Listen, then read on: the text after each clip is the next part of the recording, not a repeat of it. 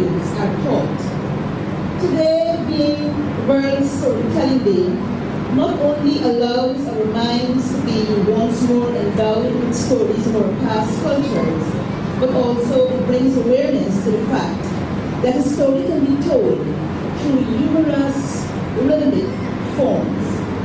Our presentation this evening is an interpretation of the national folk song, Sitaira Gal, which offers a twisted story of Sitaira being a decent woman as against the promiscuous woman portrayed in the folk song.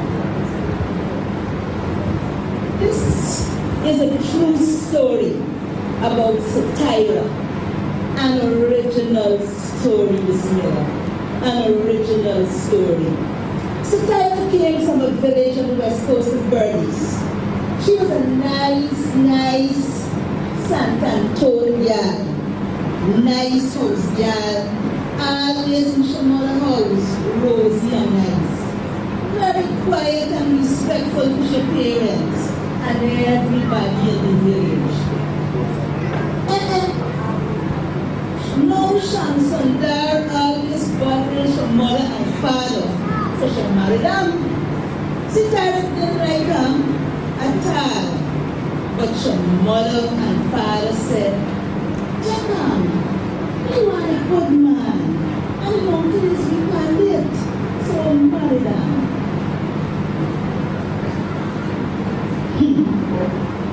After the wedding, after the stroke and the talk up on the night something, she and her mother in the house, them crack out workshop. From before 4 o'clock crow in the morning till night, she'll walk in. Sweet house.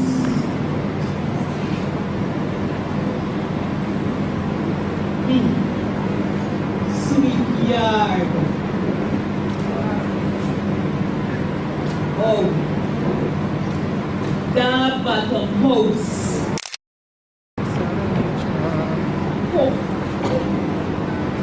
Wash clothes, wash fire, clean and the clothes too.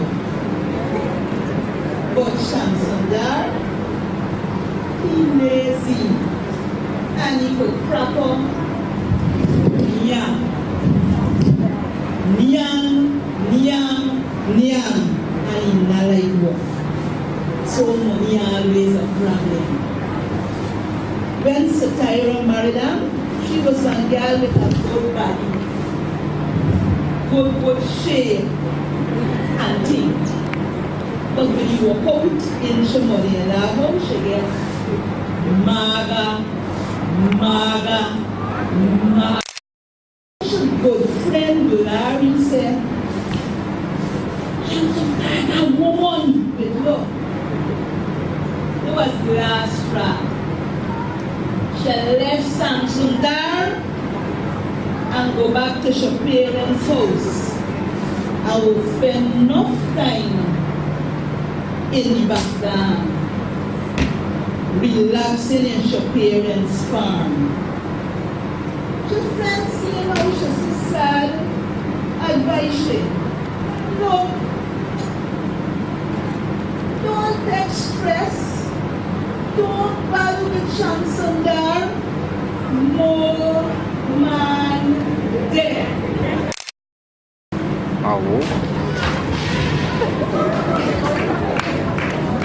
So, that is the story about Sitaira Gal. And it's Sitaira woman neighbor. You know how oral literature comes from generation to generation? Was woman first tell this story, and no man, but because Shamsundar left, he and his relatives vexed. So now that's what it is. Shamsundar and his relatives make it sound like Sitaira and loose woman. So the put, she saw the set, she got put it back down in a loose way. But that was not so.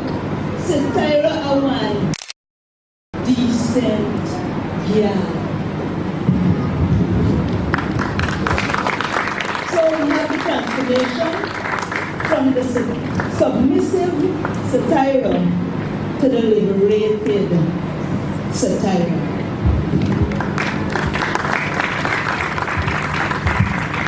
One day we be down and down, and we see Sitaira lay down there, and me ask Sitaira what she a do there. So Sitaira walk up the clothes and bang up a box down the road. Sitaira no man there, oh Sitaira oh man there, oh Sitaira no man there, oh. One Sunday morning we was passing. Sitaira lay down there, and me ask Sitaira what she a do there. Sitaira and one like a box down the road. Oh Sitaira mo man there, oh Sitaira mo man there, oh Sitaira mo man there, oh Sitaira mo man there.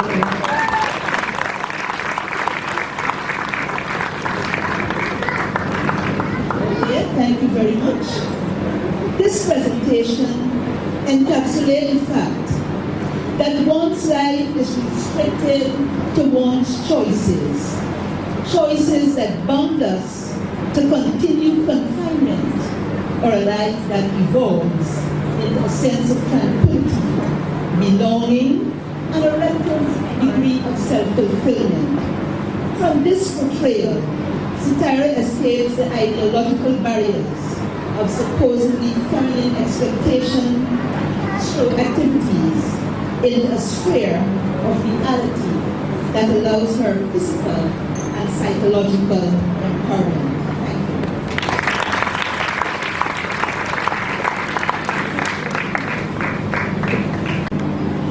This evening, our group will be doing for you a special presentation that's right with Spiritism. Now, don't get scared and don't run away, please, I'm begging you. Just stay in your seats. Now, our presentation is about an 11-year-old girl, and she accidentally ate the egg that was sent to travel her older sister to fall in love with some man. And so, she got hungry, she ate the egg, and the spirit retaliated, came for her, and take a look at her story.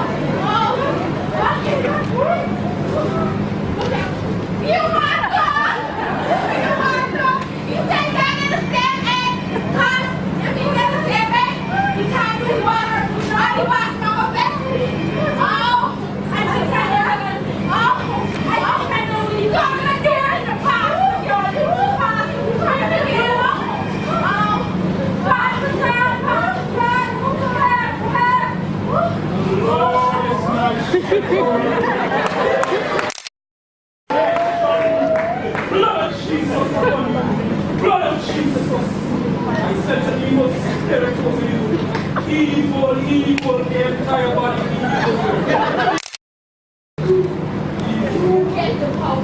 evil. Jesus. Who tell you you get a coffee? You Jesus. Move from me! You bargain. Woo!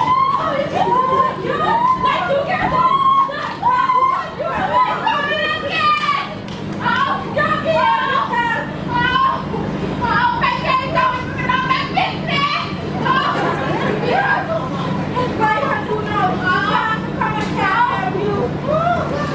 That's supernatural. I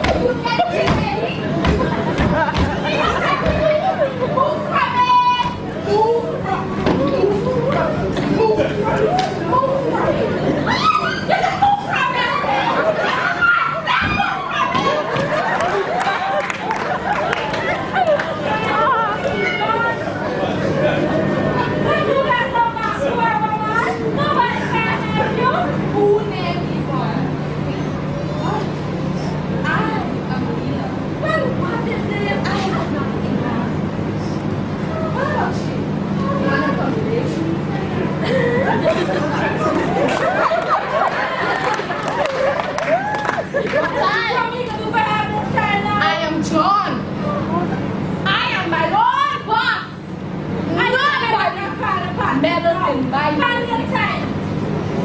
You better tell them that is you take she baby. She better make you call them there. Alright? You know, just say I ain't smiling at you, right? Let you know that you're there with the neighbor.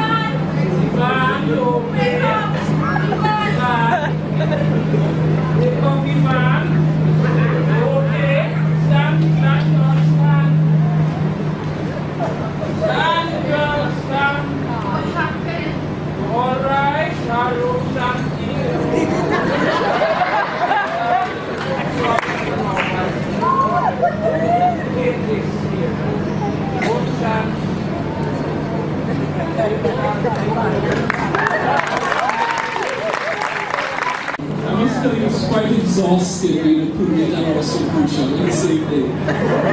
Okay, and well, I hope that you've all enjoyed our presentation. The piece presented was a dramatization of a folk tale taken from BTG, the history and culture of Guyana, and it presents what Chi Yun Chiang describes as globalism. In his essay, The Diasporic Theorizing Paradigm on Cultural Identity, Chiang states, globalization deterritorializes the borders of cultures, countries, and the bonds of cultures become blurred, contested, open-ended, unstable, and frequently modified.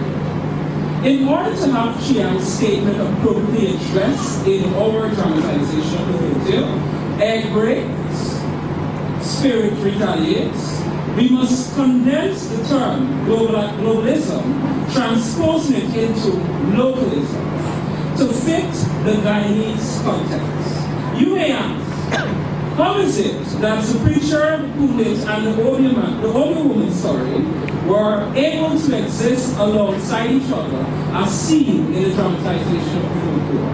A very valid question. Guyana is a culturally diverse, and these cultures exist quite effectively in the same space. Thus, in keeping with the concept of localism or localization, we will find a breaking down of the barriers that isolate these cultures from each other. In other words, localism makes clear the unification of these cultures into one specific space. And that one specific space is Guyana as we know it. Thus it seemingly makes them less of a Hebrew culture, as seen with the pundit, Christian culture, as seen with the preacher, and African culture, as seen with the Obeah man. And this here transposes all of them into more of a Guyanese culture. In closing, it is because these cultures have been localized that they are able to exist within the same space, seamlessly depicted in the folk tale we just dramatize, even though there are sometimes conflicts. Thank you.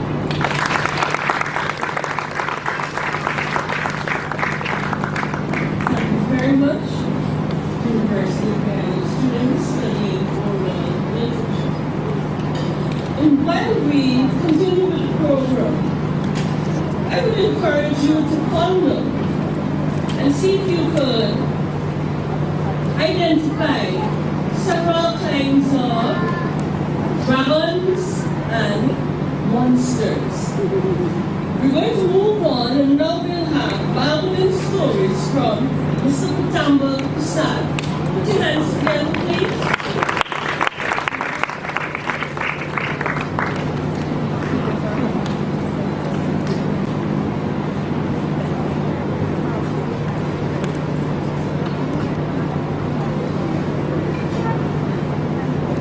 If we don't tell our own story, who will? It's probably me 2 seconds while I put my signature on this program.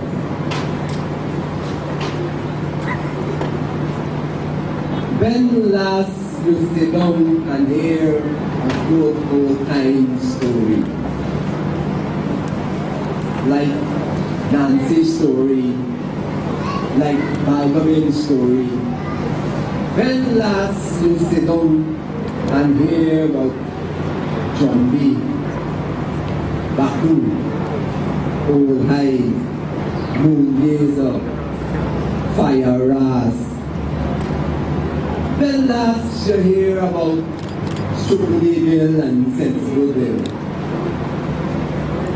When last you sit down on the seawall near the Blackwater Portal and heard Jumbi's story? When last you sit down by the Blackwater and heard Fairmaid's story, What a Baby? When last you sit down round the fireside, by the side, bedside, and talk about Shariah, Massacre. When last you sit down under the silk cotton tree? When last you sit down under the calabash tree? When last you sit down in the hammock and tell them picnic story? When last you hear this one?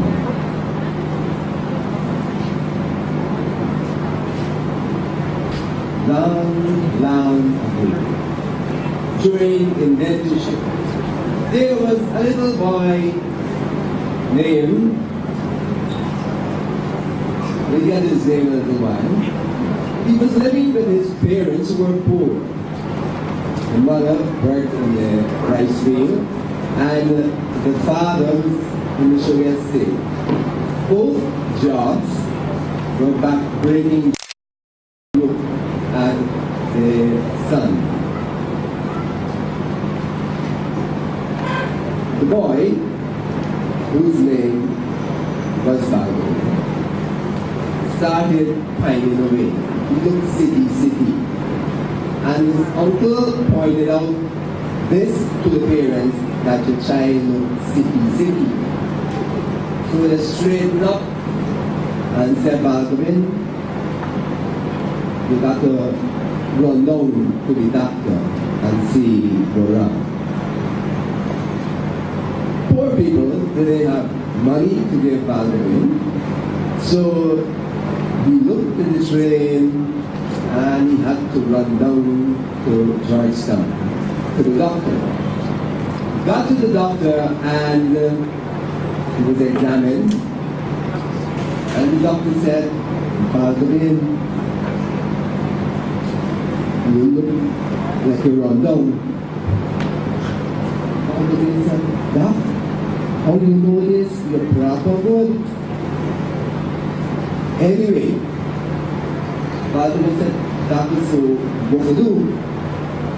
And the doctor said, take it light, Balgobin, take it light. So Balgobin went back home, told his parents, and the doctor said, prescribed that he should take it light. And that was the excuse for Balgobin not doing any work at all. He had no bottom house to dog, he had to clean the chicken, he had to fetch water, which is an excuse to get away from work. What happened when you don't work? Well, he began to put on weight. Yes, he began to put on some weight. But the parents, again, they were in the fields, had no chance to see what was happening to this child until Banwari, who was Balgobin's uncle, until Banwari pointed out to them that Balgobin is getting fat, should do something. I must tell you something about Balgobin. Banwari. Banwari says that you must bear your chief. You must bear your chief. You must hold your strain. You must tighten your belt. That's the man, Banwari. He was a storyteller of the people. And he was always picking up things and telling you some wise words on how you should get out of the boneyard into the free yard and then into the nuclear housing scheme. Banwari was a wise one. So he pointed out to the parents that Balgobin was getting fat. So, run down Balgobin, see doctor again. Balgobin run down, see doctor. Doctor said, Balgobin, what happened to you? I know the parents sent me to see you. Oh, see you put on some weight. What are you eating? Balgobin said, well, let us eat 6 roti in the morning, 2 bowls of rice midday, 6 roti in the afternoon, and then I tell you to get tea and bread. Doctor said, no. Too much carbs, too much sugar. So Balgobin said, what you prescribe, doctor? The doctor said, 2 plantains. Balgobin went back home. Balgobin, what did the doctor say? Doctor said, I must eat 2 plantains. Banwari, the uncle said, would he tell you how to get this plantain? You better run down and ask the if you take it before or after meal.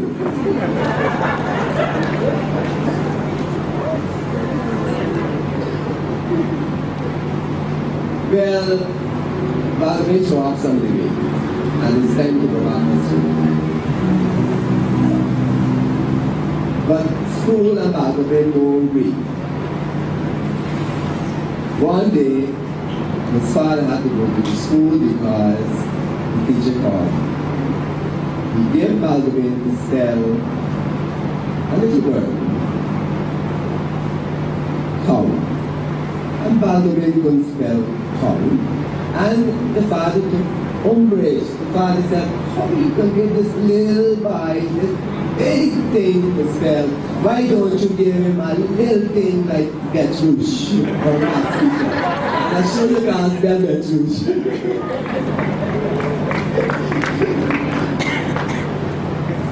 Well, as we in the school, let me tell you one of the school. They come in, this, right? Click, you know, he got down his babies for the shoes and click.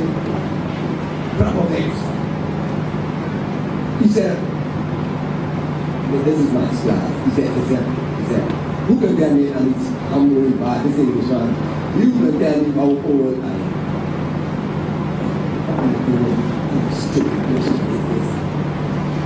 This is like punishment for everyone, because the inspector don't make trouble. Anyway, Balgobin saved the day by getting up to serve. I know the answer. Yes, Balgobin. He said you're 21. Sorry, you're 42. He said, Balgobin, how come you got that answer? Balgobin said, I got a brother at home. And he's half man. He's 21. You guys got to be full man. Well, I don't know what happened to Balgobin. Balgobin disappeared.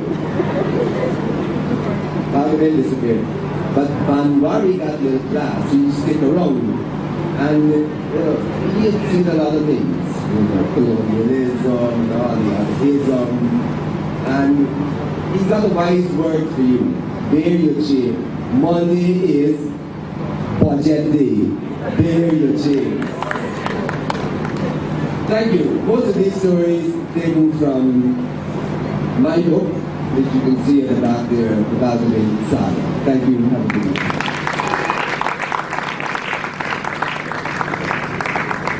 Thanks very much, Tamba. We're moving swiftly along. We're going to invite Ms. Janet Ma from the Confucius Institute of the University of Vienna. And she's going to do for us Chinese story. Put your hands together, please.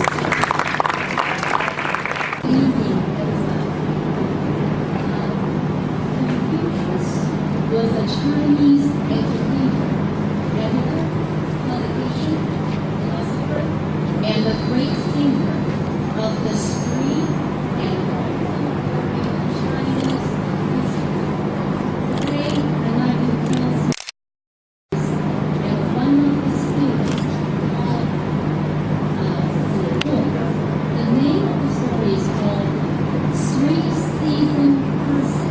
In Chinese, we call it 三季人. One morning, Zigong, one of Confucius' students, was sweeping the yard, and a passerby came and asked Zigong, "Are you a student of Confucius?" Zigong replied, "Yes, I am. What can I do for you?"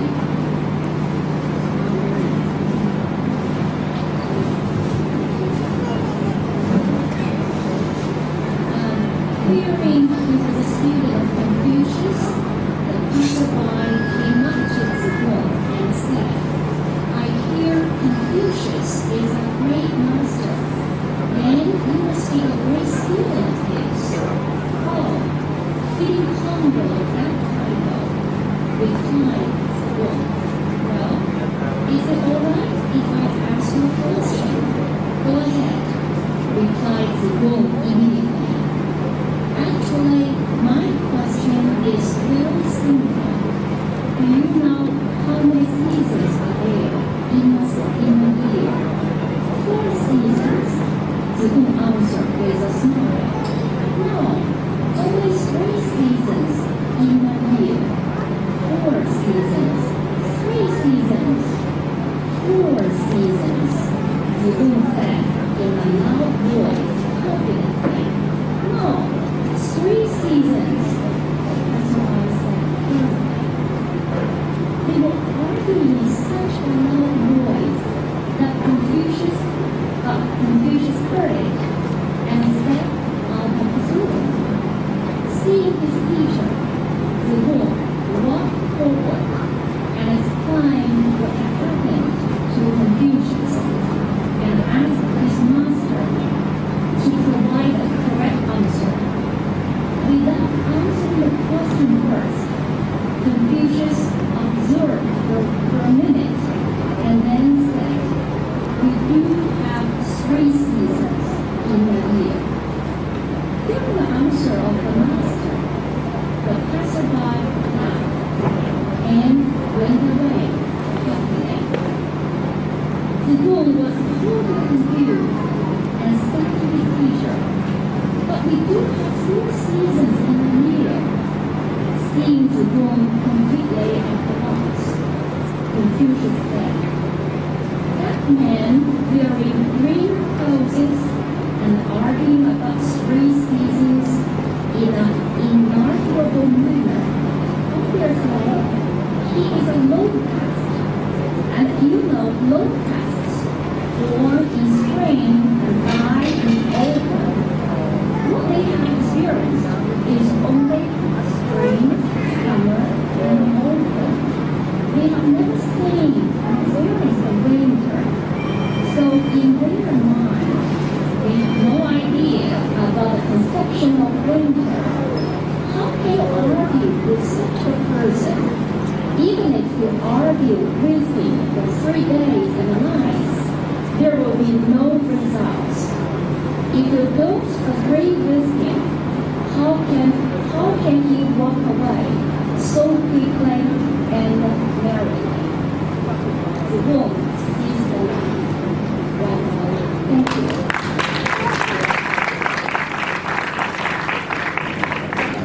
Thank you very much. This is Janet Moore from the Confucius Institute, University of Guyana. Next item on the program, we're going to listen to Michael Khan, and he's going to do Vera and Nancy's stories for us. Old Man Papi is also the name by which Mr. Michael Khan is known. Good night, Okay, everyone. once again. When I say quick, you say crack. Quick! Quick! Quick! Stop! Around the place, there lived an old woman. And they say she had obeah powers. Obeah powers. When this old lady was young, everybody in the village used to call she five.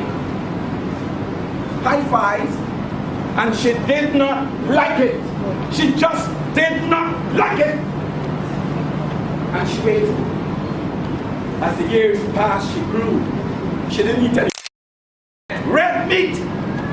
And she didn't touch white rice. She turned 21. And you know, when you're 21, they give you the keys.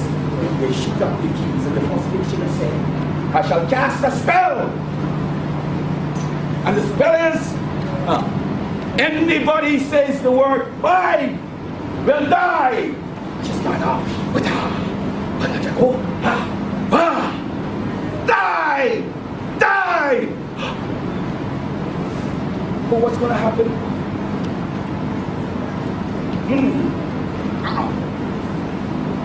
I'm changing that spell. They ain't going to die. They're going to disappear. And they will disappear for a whole year.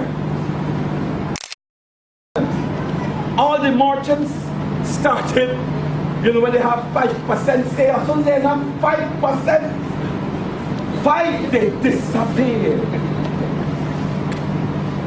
Vera and Nancy lived in the same village. And you know, Nancy, he lazy, he always hungry.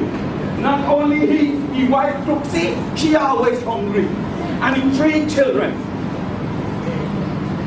Peckish, starving to get that, and hungry. But we all know that Nancy like work. And he like to use his brains. So he said, I'll have to make use of this spell. So he just one morning woke up very hungry. And he went on the roadside next to the Kamaka tree. And he takes some ducky, you know, and he,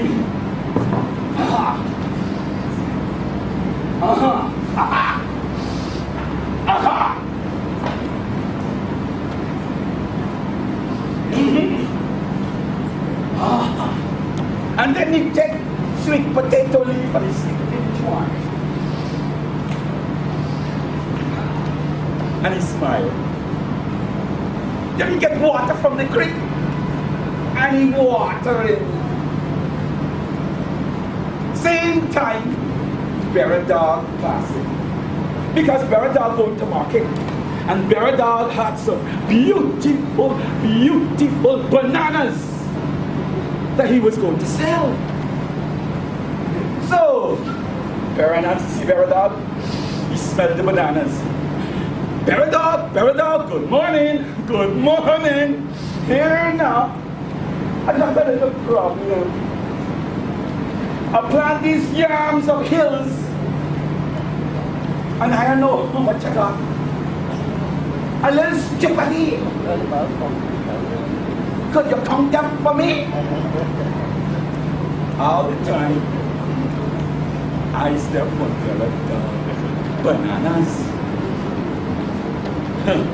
Well, Beradog and Vera Nancy got long history. Because Nancy think he's smart and Beradog think he's smarter. Here what Beradog tell you. You should have gone to school, you're stupid. You should have gone to school and learn about that. And Beradog Discipline. Vera and Nancy did not give up. Even down to the creek. Give him some water. And he watered again.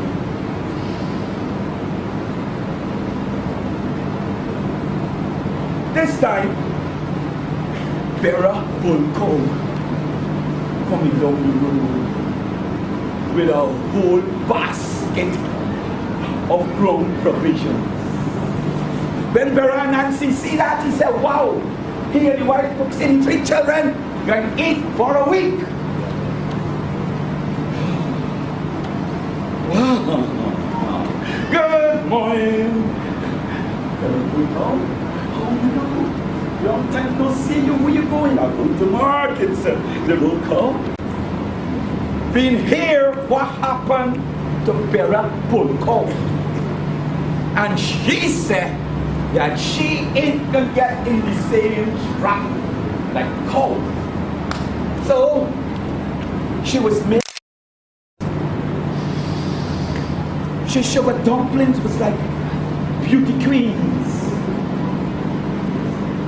And she was taking them to market to sell. Vera and Nancy, when he was in his sleep, he smelled. Oh my God, he smelled them sugar dumplings. The morning he wake up, he like it come. And he went by Yam Hills and he waited for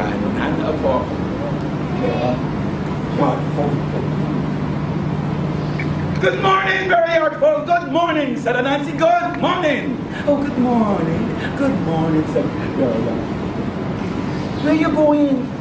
Oh, I'm going to market to sell my sugar dumplings. Here in the very artful, I got a little problem. I plant these hills of yams and I don't know how much I got. Could you count them for me? All the time you're thinking about very artful sugar dumplings and how it can last and how it can taste and how much he can get and how much his wife can get and how much his children can get. Mathematics was a very nice. Very artful started off. Very Nancy, you have 1, 2, 3, 4, and she went and she stand up on the other one and said to Vera and Nancy, 1, 2, 3, 4, and the one that I'm standing on. Vera and Nancy did not like that. He just did not like that. If so, you went to school and learned to count. Look, count these things to me and tell me how much I got. Okay. 1, 2, 3, 4, and the one that I'm standing on. It's so you have learned to count this thing properly. Very artful, was patient. 1, 2, 3, 4, and the one that I'm standing on, Vera and Nancy. It's so you go to school and learn to count. This is how you count. 1, 2, 3, 4, 5. The minute said 5, Vera and Nancy disappeared for a whole year. And Nancy's always been the victorious one.